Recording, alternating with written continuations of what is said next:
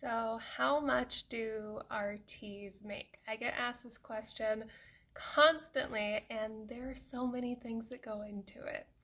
Before I get started, just make sure that, if you're not already subscribed, subscribe down below, like, share, do whatever you want to do. So, as always, anything I find, I'm going to link the resources in the description box below for you guys. So, the general national average for how much an RT makes, the median wage is $60,000 annually, approximately. Now, keep in mind, median means middle. So there are people that make less than this, and there are people that make more than this, depending on the areas. Now, I'm going to tell you the highest earning states, but there's a couple other things that you have to take into account other than just, wow, that's a great salary. There's a lot more that goes into it than that. So again, these are the median salaries, and that means these are not specialty credentials, these are not managers, anything of the sort. This is a respiratory therapist working in a hospital generally.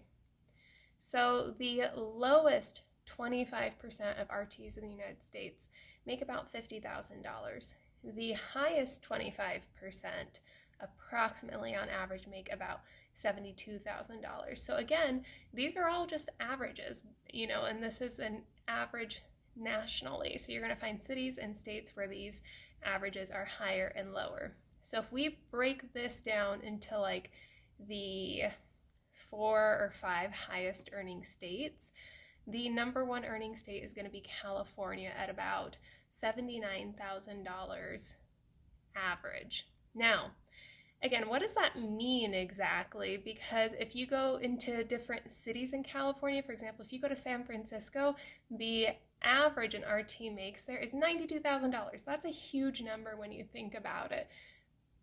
But let's think about something else. What's the average home price in San Francisco?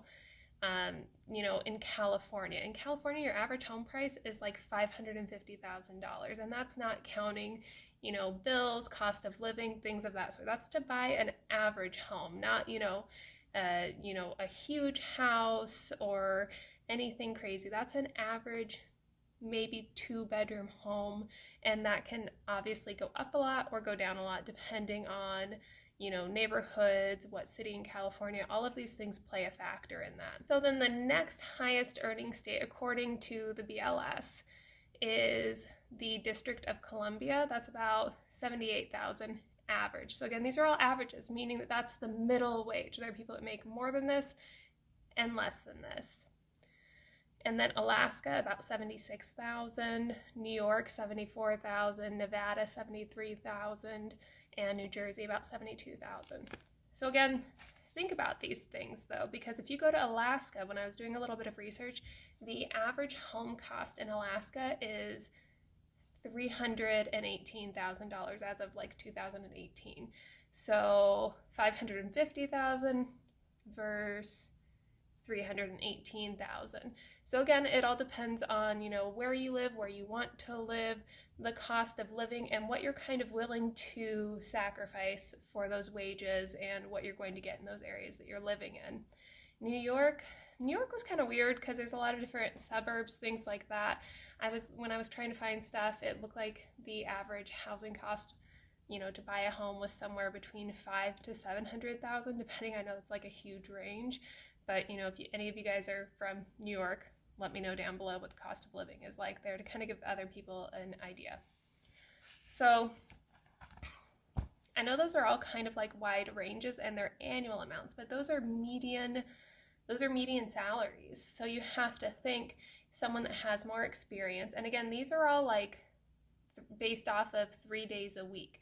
So 3 12-hour shifts. That's not including if someone has a per diem job. It's not including if they work overtime, which a lot of us tend to. You don't have to, but a lot of people have, one per diem job, or maybe they work overtime because then you're working 4 days a week with 3 days off. So it's still kind of a good deal. Also, I don't know what's happening with the light and all these shadows. Sorry guys, but it is what it is. Keep in mind also that if you work in a specialty area, like if you work in NICU, PICU, if you have any specialty credentials, all of these things are going to kind of affect your salary, as well as a full-time or part-time salary versus a per diem salary. Per diem, you're going to get a much larger salary. There's places out here that pay $50+ an hour for per diem, but you have to think that you don't get health insurance, you don't get vacation pay, you don't get sick pay, you don't get any type of benefit with most per diem jobs. Whereas, starting as a new grad in Las Vegas, you can get anywhere from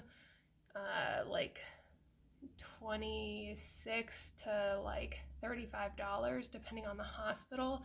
So that's another thing. It's hard to give accurate ranges because a lot of it's going to depend on what city you live in, what hospital you're working at, if you're per diem, full time. So I always recommend to people, one, do your research on the city that you live in, or if you're thinking about moving, don't just look at how much you're going to potentially make in that city. What's the cost of living? Because if you make $92,000 a year, which is great, but to buy a home, a small home, you're going to be paying $550,000. To buy a large home or to buy your dream home, it's going to be millions.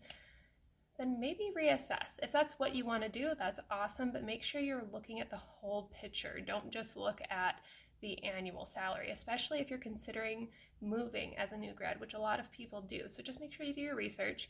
Again, if you guys want to like, subscribe, share, that is awesome. But as always, thanks again for watching, guys, and I will talk to you next time.